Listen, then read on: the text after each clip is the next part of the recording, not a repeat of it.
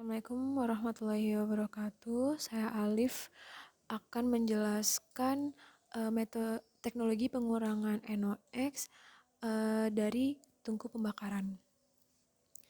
NOx sendiri merupakan prekursor pembentukan ozon dan hujan asam. Lalu dia akan bereaksi dengan senyawa organik volatil membentuk photochemical smoke. Sumber emisi NOx ini biasanya dari alat-alat pembakaran seperti steam boiler, alat pemanas, heaters, dan alat pembakaran lainnya. Ada dua pendekatan untuk mengurangi emisi NOx. Yang pertama combustion controls dan yang kedua secara post combustion controls. Bedanya untuk combustion controls dia dilakukan sebelum dia memodifikasi proses supaya pembentukan NOx-nya itu lebih rendah, sedangkan yang post combustion controls dia akan mereduksi NOx setelah NOx-nya sudah terbentuk. Combustion control sendiri dibagi menjadi dua, ada control technologies dan trim technologies. Untuk control technologies, dia itu mengurangi NOx substansial yang ditinjau dari persentase reduksi NOx-nya, sedangkan yang trim technologies dia itu ditinjau dari capital cost-nya. Selanjutnya saya menjelaskan tentang metode yang saya angkat, yaitu combustion controls. Fungsinya untuk mengurangi kadar emisi NOx dengan memodifikasi atau mengubah kondisi proses pembakaran dengan cara menurunkan suhu nyala api atau suhu pembakaran, lalu menciptakan kondisi fuel rich pada suhu nyala api maksimum dan menurunkan waktu tinggal saat ada kondisi oksidasi. Berikut adalah cara-cara untuk mengontrol pembentukan NOx pada combustion control technologies. Yang pertama ada pembakaran rendah NOx. Dia akan mengatur tahapan pembakaran sehingga akan menghasilkan zona fuel-in dan fuel rich. Pada zona fuel-in, suhu pembakaran atau suhu nyala apinya itu diturunkan sehingga produksi NOx-nya itu berkurang. Dan pada zona fuel rich, konsentrasi oksigen dan suhunya diturunkan. Metode ini mampu mereduksi sekitar 30-50% NOx. Keunggulannya, emisi NOx-nya itu lebih rendah, tetapi kelemahannya saat operasi itu harus berhati-hati karena kondisi operasinya ini berbahaya dan desain operasinya itu sangat rumit. Lalu yang kedua ada overfire air. Di sini ada dua tipe, ada closed coupled overfire air system dan separated overfire air system. Untuk closed coupled overfire air system ini yang pada gambar 2, injektor udaranya itu ditambahkan tepat di atas tungku furnace. Dia sistemnya itu lebih sederhana dibandingkan separated overfire air system, tetapi efisiensinya itu lebih rendah, hanya 30-50%. Lalu yang separated overfire air system ini, injektor udaranya itu ditambahkan dengan menambahkan jarak dan kecepatan udaranya itu ditingkatkan menggunakan pompa. Efisiensinya ini lebih tinggi daripada closed coupled overfire air system, sekitar 40-60%, tetapi ada tambahan biaya untuk instalasi fan. Efektivitas dua tipe ini itu bergantung pada pada pencampuran injeksi udaranya dengan produk pembakaran primer. Overfire air ini dia dapat meningkatkan emisi CO. Lalu yang ketiga ada metode reburn, di mana ini hanya khusus untuk furnace dengan bahan bakar batu bara. Zona bahan bakar itu dipisah dengan memasang burner tahap 2 di atas di atas zona pembakaran primer.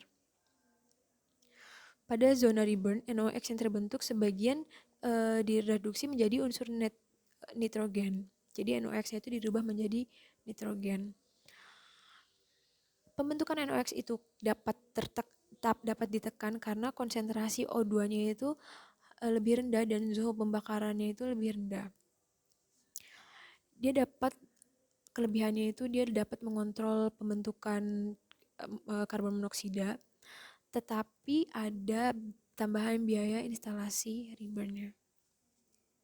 Yang keempat ada burners out of service, di mana teknik ini digunakan untuk boiler dengan banyak burner.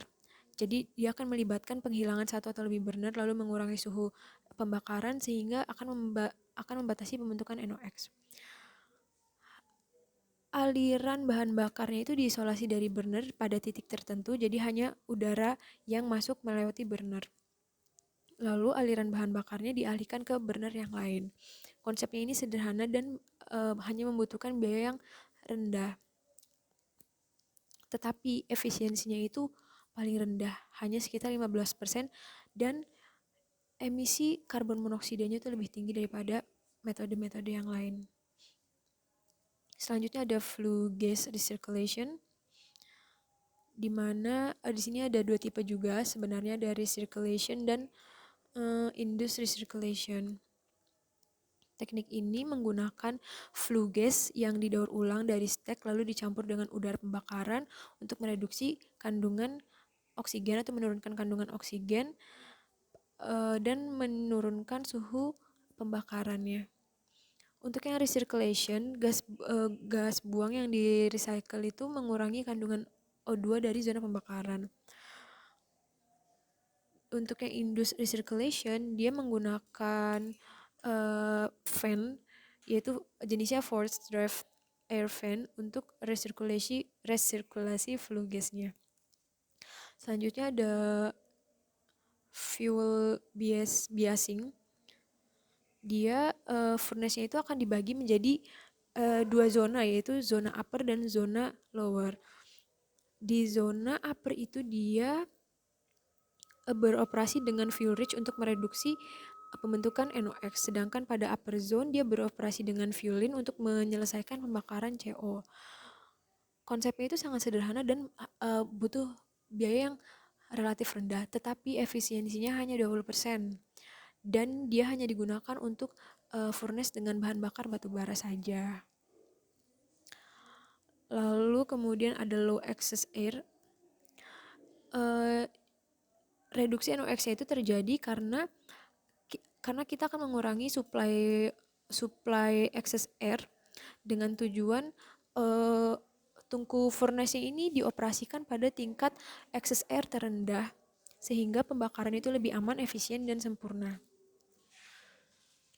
Lalu yang terakhir ada combustion tempering yang memanfaatkan injeksi air atau uap ke dalam zona pembakaran sehingga mengurangi suhu pembakarannya.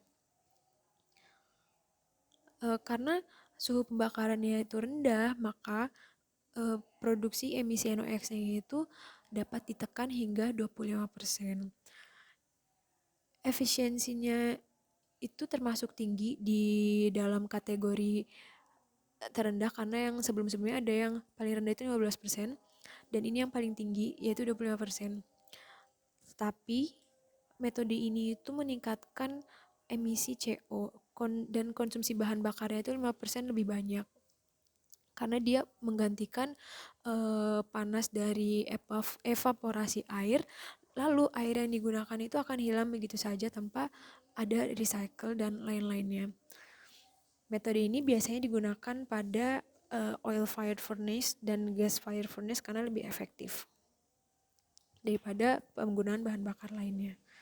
Sekian yang bisa saya jelaskan. Wassalamualaikum warahmatullahi wabarakatuh.